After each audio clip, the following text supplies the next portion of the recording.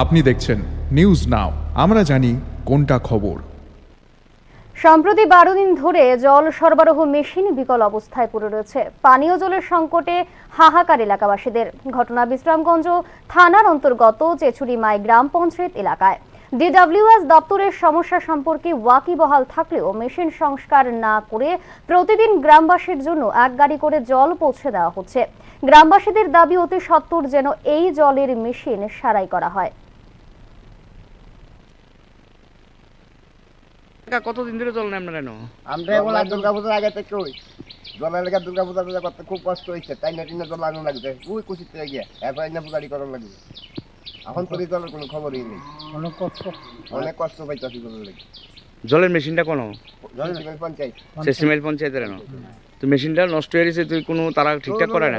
নাই, কোনো যোগাযোগ নাই, তাহলে গোটা এলাকার জল বন্ধ, পানীয় জল জল বন্ধই। তা আপনারা কেমনে মানে খান পানীয় জল?